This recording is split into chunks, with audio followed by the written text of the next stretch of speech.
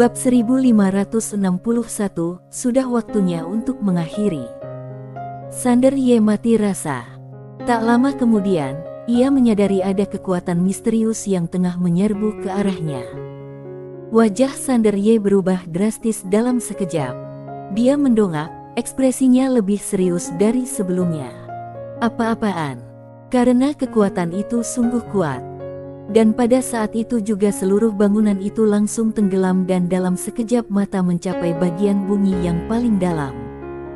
Di luar gelap gulita, dipenuhi rune hitam aneh. Rune hitam ini tersebar rapat di mana-mana, memancarkan kekuatan misterius yang menutupi dan mengisolasi segalanya. Di luar tanah, seberkas kesadaran spiritual turun, dan kesadaran spiritual itu melihat sekeliling. Tak lama kemudian, sinar kesadaran spiritual itu menunduk melihat tanah, tapi tidak terjadi apapun. Sander Ye tidak dapat merasakan jejak kesadaran spiritual itu saat ini, tetapi dia dapat merasakan krisis yang mengerikan. Dia tahu ada orang yang sangat kuat di atas tanah. Dia masih sedikit bingung. Apa yang sedang terjadi? Sander Ye memandang pria berjubah merah di kejauhan. Lelaki itu memiliki ekspresi serius, seolah menghadapi musuh yang tangguh. Pada saat ini, gumpalan kesadaran spiritual di luar tanah menghilang. Sander Ye tiba-tiba merasakan rasa krisis menghilang. Pria berjubah merah itu bersantai dan hendak melepaskan formasi dan meninggalkan bawah tanah. Pada saat ini, Sander Ye tiba-tiba berkata, "Tunggu sebentar." Pria berjubah merah itu menatap Sander Ye, dan Sander Ye berkata, "Tunggu sebentar." Pria berjubah merah itu menyipitkan matanya sedikit. Dia tidak lagi tertarik pada Sander Ye, dan dia tidak berbicara. Setelah beberapa saat, tiba-tiba aura dewa muncul lagi di luar tanah. Ekspresi pria berjubah merah itu berubah sedikit muram. Kali ini, kesadaran spiritual tidak bertahan lama dan cepat menghilang. Sander Ye berkata, "Sudah." Pria berjubah merah itu menatap Sander Ye dengan heran. Sander Ye berkata, "Senior, apa itu barusan?" Pria berjubah merah tetap diam. Sander Ye berkata dengan suara yang dalam, "Senior, kita sekarang berada di kubu yang sama." Pria berjubah merah berkata, "Itu dari Aula Laksa Dewa." Sander Ye sedikit mengernyit dan bertanya dengan ragu, "Aula Laksa Dewa?" Pria berjubah merah berkata, "Yang percaya pada tekad dewa." Sander Ye berkata, "Apa sama dengan mereka yang berada di perbatasan dunia virtual dan dunia nyata?" Pria berjubah merah mengangguk. Wajah Sander Ye menjadi muram. Pria berjubah merah itu berkata, "Jangan terlalu khawatir. Yang disebut dewa di perbatasan dunia virtual dan nyata juga percaya pada tekad dewa, tetapi mereka tidak memenuhi syarat untuk masuk. Mereka berjuang untuk mendapatkan benda ilahi di tubuhmu. Selain bertahan melawan dunia luar, mereka juga memiliki tujuan lain, yaitu menggunakan benda ini untuk memasuki Aula Laksa Dewa." Sander Ye berkata, "Sekarang apa bisa kita pergi?" Dia tidak lagi peduli dengan wilayah bidat ini dan Aula Laksa Dewa. Dia sekarang hanya ingin melakukan satu hal, yaitu menyelesaikan masalah yang dihadapi dan mengalahkan pemilik Penatao. Asal dia mengalahkan pemilik Penatao, dia tak akan lagi menjadi sasaran bajingan ini. Tidak hanya itu, orang ini harus membantunya menegakkan tatanan. Pria berjubah merah itu berkata, "Kamu duluan." Sander Ye menatap laki-laki berjubah merah itu, dan tatapan matanya langsung berubah dingin. Pria berjubah merah itu tahu dia salah paham, dan buru-buru berkata, "Nggak usah terlalu banyak berpikir. Kami tidak berpura-pura mematuhimu, tetapi kamu datang ke sini melalui teknik khusus, dan caramu tidak cocok untuk kami." Sander Ye berkata, "Berapa lama waktu yang kalian butuhkan untuk sampai ke tempatku?" Pria berjubah merah berkata, 3 hari. 3 hari.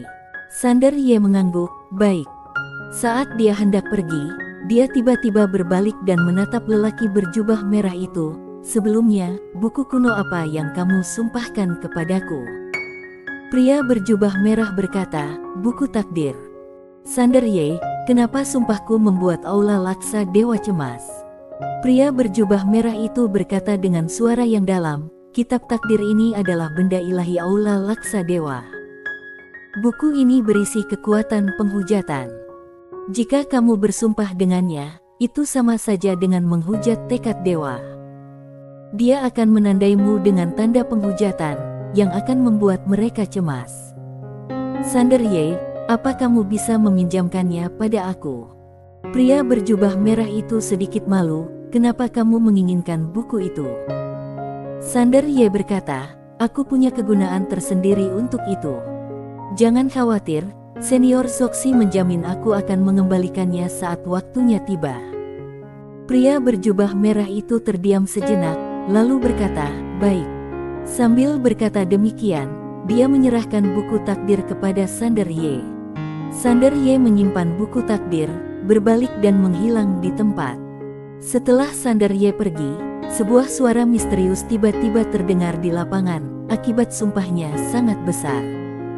Pria berjubah merah itu berkata dengan lembut, sudah kuduga, dia adalah orang yang dipilih oleh Tuan Zoxi. Suara misterius itu bertanya, apa kita benar-benar akan berjuang untuk dia? Pria berjubah merah bertanya, kalau gak. Suara misterius itu ragu-ragu, lalu berkata, dia telah bersumpah sekarang.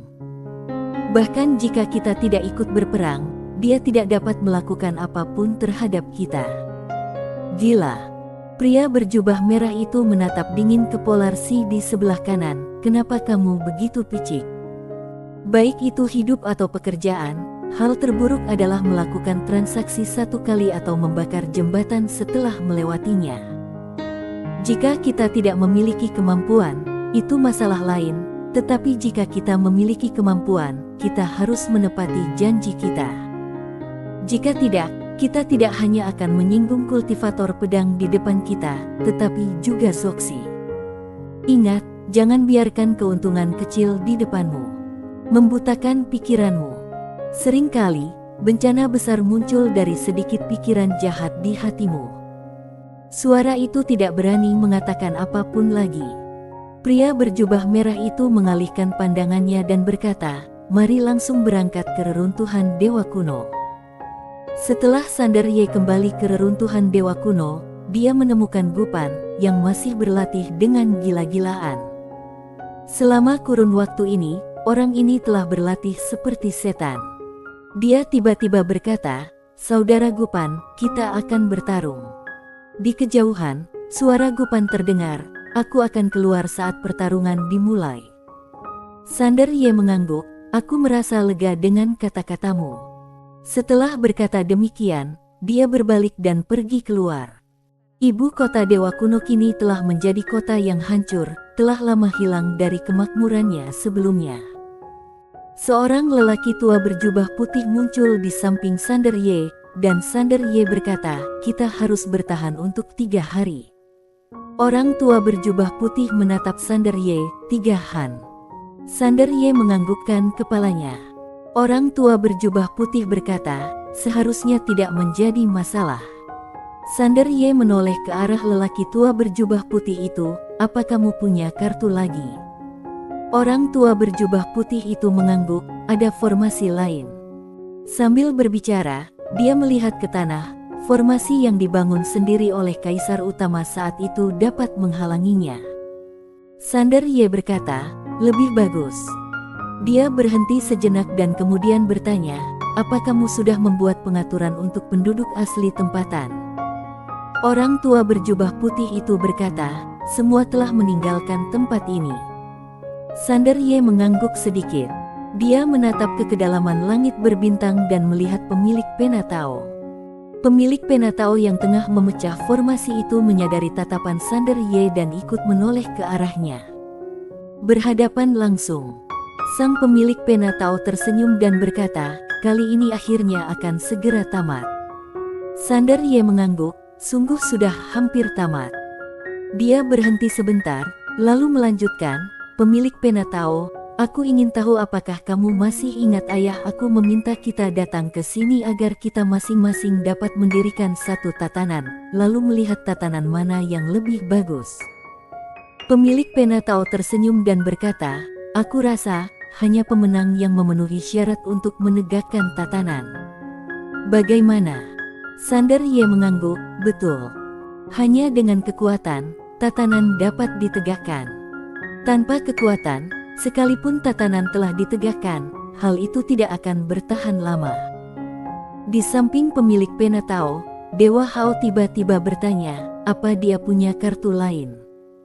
Pemilik pena Tao berkata dengan tenang, tentu ada. Dewa Hao menatap pemilik pena Tao yang tertawa, ada, selama dia tidak memanggil siapapun, tidak masalah kartu pamungkas apa yang punyai. Dewa Hao menatap pemilik pena Tao, jika dia memanggil orang. Pemilik pena Tao berkata dengan tenang, itu tidak masalah, aku akan membereskannya. Dewa Hao mengangguk, dan merasa tenang. Dengan beroperasinya pemilik pena Tao, beberapa segel dunia ini secara bertahap terangkat, dan aura yang kuat secara bertahap muncul di berbagai tempat. Di ibu kota Dewa Kuno, Sander Ye memanggil semua orang kuat dari Kekaisaran Dewa Kuno. Orang tua berjubah putih. Pemimpin pengawal Dewa Kuno Guko, tetapi sekarang Guko hanya tersisa jiwanya, dan masih sedikit tidak lengkap, tetapi tekadnya untuk bertarung memang sangat menakutkan. Selain itu, ada banyak pengawal Dewa Kuno di ibu kota Dewa Kuno.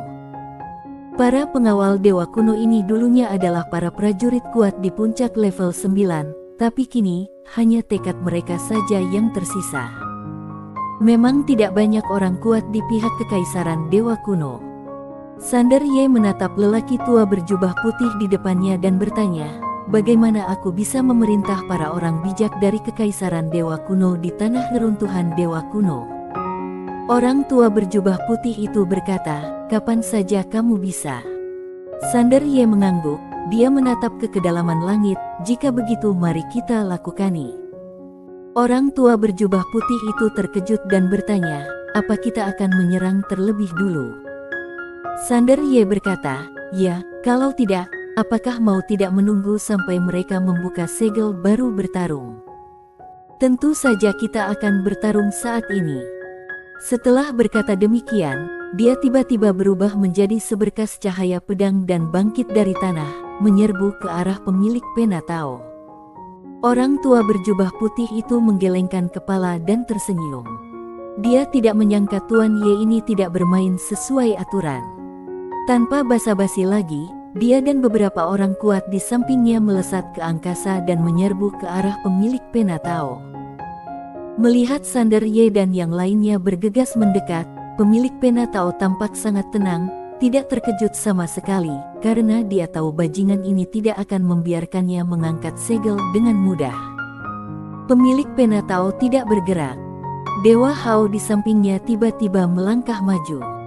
Hanya satu langkah, dan kekuatan dewa yang mengerikan tiba-tiba turun dari kedalaman langit. Dia juga sekarang dalam keadaan tersegel, jadi kekuatannya kurang dari 30% dari periode puncaknya. Akan tetapi, meski begitu, tekanannya sangat mengerikan dan menyebabkan beberapa orang kesulitan bernapas.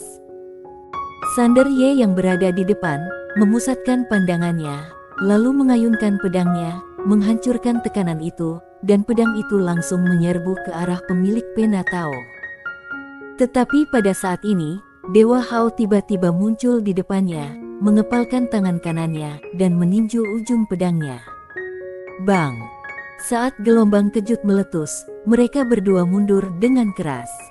Begitu Sander Ye berhenti, Dewa Hao juga berhenti. Dia menatap Sander Ye, Jumayan. Sander Ye menoleh dan melihat lelaki tua berjubah putih dan orang lain yang tidak jauh darinya dihentikan oleh dua bayangan virtual. Dua dewa. Meskipun para dewa ini disegel, mereka dapat menggunakan sebagian kekuatannya. Selain itu, Dewa Iblis juga muncul di samping pemilik pena Tao pada saat ini, melindungi pemilik pena Tao. Terlebih lagi, semakin banyak dewa yang muncul. Sander Ye terdiam sejenak, lalu tiba-tiba berkata, "Tolong saya leluhur." Begitu dia selesai berbicara, sinar cahaya putih melesat ke langit reruntuhan dewa kuno. Orang bijak dari kekaisaran dewa kuno. Ratusan cahaya putih melesat langsung ke langit dan langsung menuju ke pemilik pena Tao. Pemilik pena Tao tiba-tiba tertawa aneh, "Sander Ye, kamu benar-benar tertipu." Di kejauhan, Sander Ye mengangkat sudut mulutnya sedikit, "Oh ya." Sang pemilik pena Tao tiba-tiba menyipitkan matanya. Seolah menyadari sesuatu, ekspresinya tiba-tiba berubah. Bersambung.